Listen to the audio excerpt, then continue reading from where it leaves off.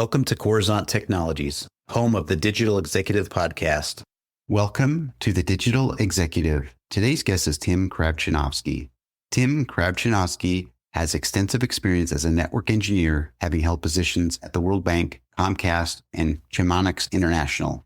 A passionate advocate of people power, Tim founded Chirp in January 2021 to connect the world through groundbreaking accessible technology that has the potential to transform the way we all live our daily lives. Well, good afternoon, Tim. Welcome to the show. Hey, Brian. Yeah. Thanks for having me. Absolutely. So fun to do this. Obviously, making the time today, you're hailing out of the great country of Germany at the moment, but we get to jump into some great things around IoT and blockchain, which is one of my favorite things, blockchain especially. So jumping into the first question, Tim, you had a significant impact in network engineering with roles at the World Bank, Comcast, Chemonics International. How did these experiences prepare you for founding Chirp? So first and foremost, we're an IoT company, and it all works around networks. So we're building a wireless decentralized network. Centralized meaning that it's run by the people. And obviously, this is the type of experience that you need. Believe it or not, there's actually a couple of Web3 projects that started networking projects with no prior experience, and we actually see the results. So nobody's using the networks. So we're me as a founder. I have significant experience in network engineering. Graduated from University of Maryland in computer science and network engineering, and then worked as a network engineer my entire life. But most importantly, our team as well. So everybody has over 15 years as a network engineer. Well, we have actually six PhDs in computer science and network engineering on our team. So I think it's imperative. You can't start a project if you really don't know what you're talking about. We know the problems from inside out. We know what people are looking for, and we know how to solve those issues. So that's kind of it in a nutshell. Great. Thank you, Tim. I appreciate that. And it does make a difference having expertise in the field. And I appreciate you highlighting your background and your team's background for sure. There's a lot of technological things that need to get done in the type of company that you're building. So I appreciate that. And Tim, what inspired you to start Chirp? And how does it reflect your vision of people power in technology? So let me kind of like step back and just get your audience familiar with Chirp, what we're exactly doing, and then I can probably go into the foundation story. So at Chirp, we're building a wireless network that can connect different types of IoT devices. So contrary to the popular belief that IoT is not taking off and that it's not being used, it's actually not the case. IoT industry was a $200 billion industry last year. So it is most definitely being used, but it is extremely fractured. So if you look at the different companies that work in IoT space, you will probably find a handful of companies that make $100 million or more a year. And then all of the other guys are smaller guys. And this is the exact problem in IoT. So each manufacturer, they produce their own IoT devices. They make a proprietary app that controls those devices. If that manufacturer does not have a device that you need in their lineup, then you go to another manufacturer, and essentially you are using multiple apps and multiple products. And that's why we haven't seen real IoT adoption in residential use cases. So primarily those 200 billion, that's all commercial use cases. And commercially, IoT is being used everywhere, but it's extremely, extremely difficult to implement. There's actually a study that suggests that when you are implementing an IoT solution, when you want to automate your business, when you want to install different types of sensors that help your work and life easier, you actually need to attract up to 18 different vendors. And that just shows you, like how complicated it is. And that's why we don't see it in residential use cases. Like most of the folks, they would probably buy an appliance that has some kind of connectivity to the internet, but most of the time those functions are not being used. So now that you have an understanding of what we do at Chirp, like we're building an actual wireless network for IoT, which is brand and radio agnostic. So meaning that you can buy any device on the internet and you can connect it to our network easily. So you don't need technical expertise to connect the devices, to control them, to automate your house or business. And how Chirp started, it was actually a real story. My parents have a house and nobody's living there. So during a cold winter month, there was a power outage. And during the power outage, the entire heating system stopped functioning inside the home. Power outage was significant. It was for several hours, and it was really cold outside. I think it was like -15 Celsius. And essentially, the entire house froze. So I had to fly out there. I had to rip out all of the floors and walls, and it was just a big mess. Because, like all of the pipes inside the house bursted, and I had to replace all of the heating radiators. I had to replace all of the faucets. I had to rip out the floors, replace the piping underneath the floors. So it was a very, very expensive lesson learned. But, like right after I finished the remodel, I was like, well, how can I stop this, and how can I prevent this from happening in the future? And this is when I started buying different IoT devices on the market, and I just saw how not user-friendly it is. By having technical knowledge, I was able to connect those devices, but it was still it's a significant learning curve. And the biggest challenge was I was facing that I was using different hubs for those devices to communicate with the internet. So I had to buy different hardware for each device to actually see the internet and to relay all of that data. I had to use different apps from different manufacturers, but most importantly, I could not combine those devices. And for example, I could not do the logic. So what type of logic would you need on IoT devices? So for example, if you have a leak sensor installed in your house, and for example, you have it installed underneath your kitchen sink, and the pipe bursts, and that leak sensor sends an alarm that there's a leak. Well, that's great. You know that there's a leak, but I'm far away. How can I stop this, and how can I prevent this? And what we saw that, like those devices from different manufacturers, they cannot communicate with the devices from other manufacturers. So that's how Chirp was born. We're building this platform where you can connect all types of devices. And now we're giving this ability, if the leak sensor actually triggers, you receive an SMS saying that there's a leak. But most importantly, that device can send information to another device from a different manufacturer saying, hey, there's a leak. Can you turn off the water? And it could send that information to a water valve that is installed on the pipe. And that way you are aware that something happened at your property, but if you cannot address it, it could be done automatically and it could save you a lot of money. And it's just, it's one of millions of use cases.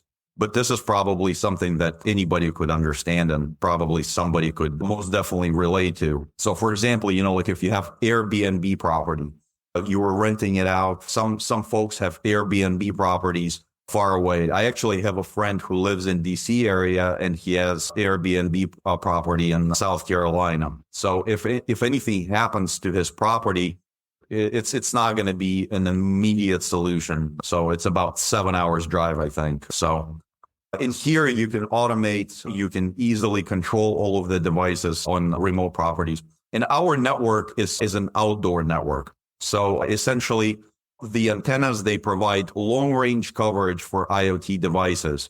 So if there's an antenna in the area, then all of the houses, they already have signal And it's one less equipment that you need to install and worry about. So that's the origin of Chirp and a little bit about Chirp itself. Thank you. I appreciate the example there. And gosh, we all need that, especially whether it's a weather-related event or some other type of activity around your property. And again, I know that's just one use case, but I certainly appreciate the backstory on that. That gives us some idea of what Chirp is. And Tim, if you could briefly share, Chirp aims to redefine wireless communication through IoT and blockchain, right? How do you see these technologies evolving, and what role will Chirp play in that future? So we are not just a standard telecommunications company. When we started Chirp, we decided to build it on top of a blockchain. And there's significant advantages starting a regular Web 2 company. So first of all, our entire radio access network is run by the people. So meaning that we don't have our own crews. Like in a traditional telecom company, when you connect your phone to Verizon Wireless or AT&T or any other telephone provider, when you're inserting that SIM card is communicating with cell towers that are installed throughout the country. And those cell towers, that's the most expensive part of any telecom network. So the telecommunications company that would have crews that go out and they install those cell towers, they install the antennas on the cell towers, and that's a very, very expensive and it's a very lengthy process. So you actually have to, if we'll look at the entire process, how does it work? I mean, like you have to find land, you have to either buy it or lease the land. You have to erect a cell tower on there. You will need to make arrangements to pull electricity in there, to pull internet in there. You have to fence the property. You have to alarm the property. Then you have to install the antennas. So by finishing off just one site where you can install the antenna, sometimes it takes years. You know, like if you're going through the process of finding land, purchasing that land, doing all of the paperwork just for the land part, and then, pulling all of the utilities. So it's a very lengthy and it's a very expensive process. So what we're doing with the blockchain is we are completely decentralizing our antenna rollout. So you, Brian, you can buy our antenna. You can install it on your house. It's a plug and play antenna. And essentially that process is reduced to a couple of days instead of years or months because you already have power, you already have internet. We do not use any licensed spectrums. So we actually work on license-free spectrums. So there's no regulatory paperwork that needs to be done. You just buy the antenna, you mount it on your house, and that antenna provides wireless coverage to our network. And in return, you get Chirp tokens that are minted on the blockchain. So that's the incentivization model. But people that use the network, they pay with a credit card for connectivity services. So just like you pay for your cell phone, you pay for IoT device connectivity. You can buy any device on the internet, you connect it to the Chirp network, you sign up for a payment plan. And every time you make a payment, it actually buys our tokens. And that's how the entire token economy is structured. So it's those tokens, for people that are not familiar with the blockchain or with tokens, it's not just empty air. It's actually backed up by the actual fiat payment that users make with a credit card. So that's essentially how it works. Yeah, I think that's it in a nutshell. Great. Tim, I appreciate that. You really broke down some of the technical aspects of the platform and how it works and how obviously it incentivizes users of the platform to jump on and again, earn some of that tokenization through that process. So thank you.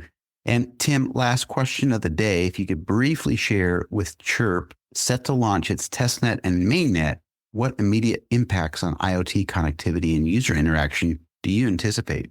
So right now we're in testnet. By introducing this model of centralized radio access networks, we were able to actually deploy our network in 33 countries just in a couple of months. And this is unprecedented in Web 2 space for a regular Web 2 company.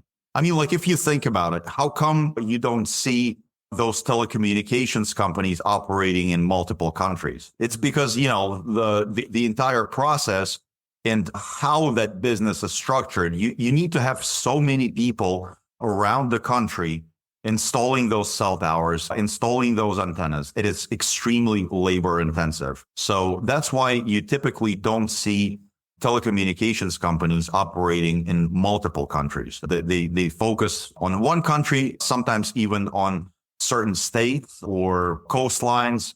So in the US, for example, some operators, they have heavy presence and on the East Coast, and then on the West Coast, it could be another company that is dominant. So with Chirp and with launching first the testnet, but we're launching mainnet in the next couple of months, we're incentivizing people to grow the network. And we're already deployed in 33 countries. I mean, it's really unheard of in the telecom space. So by incentivizing people to install the antennas and to run those antennas, we can really spread out our coverage significantly faster. We can reduce the expenses of running the network. And we can obviously pass on those cost savings to our clients. So this type of project is called DePIN. So decentralized physical infrastructure, where the physical infrastructure is actually owned and run by the people. And we're probably going to see this shift the entire telecom industry in this direction, because it's a new way of running business. And for those people that don't understand crypto, that think that, like crypto is a scam or something like that, this is a real world use case where there's something tangible behind that crypto token. It's a real world asset. It's a communications network that people use. So it's just a take of fresh air in the industry. And I think that's going to be the future, because the Web 2 way of running the company, the centralized way, it is obviously not the optimal way. It's much more expensive. It's slower. And with you're decentralizing a lot of things, you are able to focus on the core product. And I think it will just spike the innovation that we're going to see in the future. So about DePIN in general, actually, DePIN is not only a decentralized wireless network. It's our use case, but DePIN, decentralized physical infrastructure, it could be any tangible asset that belongs to the people. So, for example, I know of several companies that are already developing in this space, and it could be decentralized car sharing. So, for example, where cars belong to different people, and they join them to the network. So, I mean, like, it doesn't have to be antennas. There's other projects where people buy hard drives and they join hard drives to the network, and they create decentralized file storage that is cheaper than Google or Amazon, for example. So, yeah, Right. there's a lot of exciting new projects that are starting in this space, most definitely. Amazing. Thank you. And again, Tim, you did break down, how this is being launched, how it's being obviously propagated across many countries in the world. And I'm really looking forward to hear more about it in the next few months for sure. And Tim, it was such a pleasure having you on today, and I look forward to speaking with you real soon. Yeah, thank you, Brian. Thank you for having me. Always a pleasure. So yeah, let's catch up in a couple of months. I'll be able to tell you after we'll launch what is happening in this industry and space, most definitely. Bye for now.